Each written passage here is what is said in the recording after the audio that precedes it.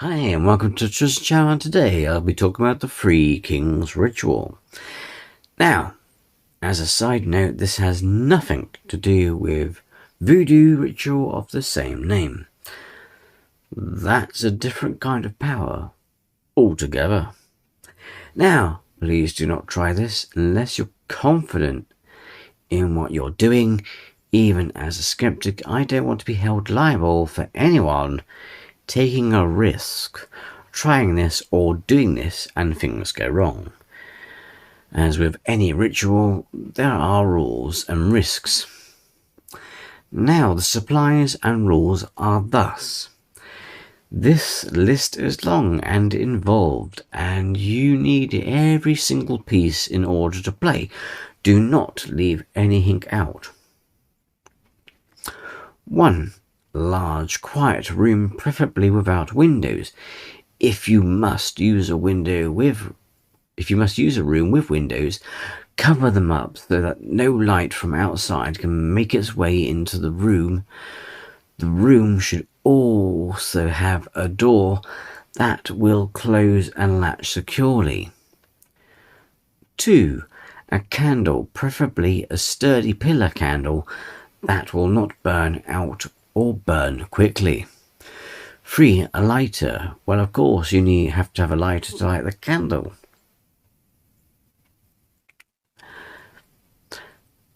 4. A small bucket of water and a clean mug or cup. 5. An electric fan.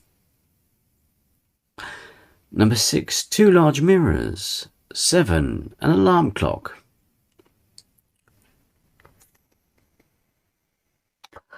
8. 3 chairs. 9. A full charged cell phone. 10. A partner you can trust, follow the rules and take games seriously. 11. A small object that holds sentimental or emotional value for you. At 11 p.m. you should begin setup for your Three Kings Ritual. In your chosen room, place one of your chairs facing north. This is your throne. Place the other 2 chairs on either side of the throne facing towards it. These chairs belong to the Queen and the Fool, and they should be about an arm's distance from the throne.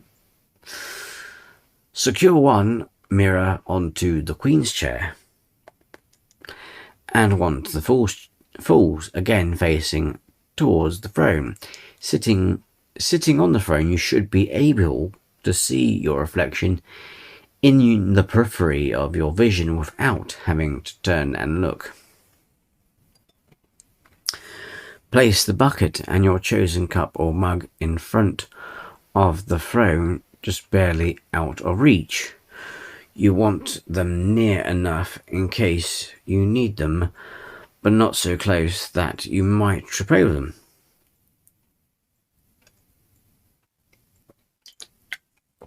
Place the fan behind the throne and turn it on, but not on high. Medium-low should suffice for the purposes of this ritual. Turn on the lights off and leave the room, making sure the door is left open, and go to your bedroom. Place your cell phone, candle and lighter close to the bed so you can reach them easily without having to hunt for them. To make sure the phone is fully charged, I would just leave it on the charger. Set your alarm clock for 3:30 a.m. Take your chosen object and get into bed. It's time to sleep, to prepare for what is to come. Conducting the Three Kings Ritual. When your alarm clock goes off at 3:30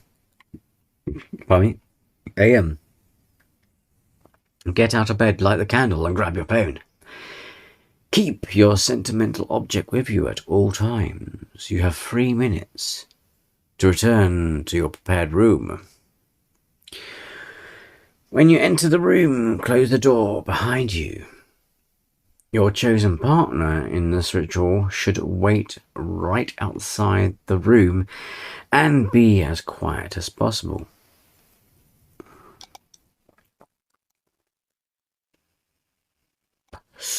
Protecting your candle flame, take your place on the throne. Your body should block the wind from the fan behind you and keep it from burning out the candle. Why would you have a fan in?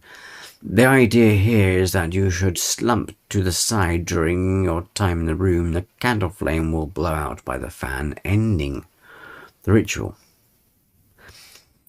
Do not at any point look directly into the mirrors on either side of you. Also, do your best not to stare directly into the candle's flame. Assuming you've made it onto your throne by 3:33 a.m. and all has gone according to plan, you may now begin to activate the part of the ritual by asking question out loud. It may take time, but again, assuming you did everything correctly, you will soon be joined by the kings who will answer your questions.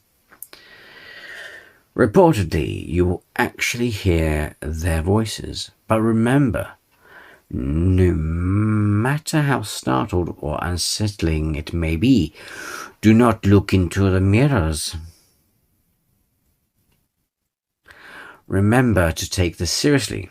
This isn't a time to ask stupid questions, regardless of what you may have heard before. Yes, they do exist. You have 1 hour with the kings to ask whatever you like. Be prepared for answers you may not like, and be prepared for questions as your answers to your questions. Finally, do not let the candle go out during your session. At 4:34 a.m., your friend on the other side of the door should call out to you that the game has ended. If you do not respond, they should try calling your phone instead. If and only if neither of these methods succeed in getting your attention, they should then enter the room to try and snap you out of the ritual by calling your name, but they should not, under any circumstances, touch you. And finally, if that doesn't work, they should use the mug to throw water from the bucket in your face. Why not just slap? If you find yourself in a semi-conscious state and it's time to return focus on the personal item you brought with you and let it guide you back to a waking state. It might sound silly to you, but if you've committed to the ritual thus far, then it's not that big a stretch of the imagination.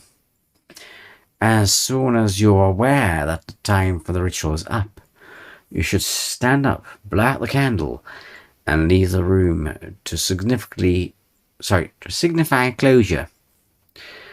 Now here comes the warnings.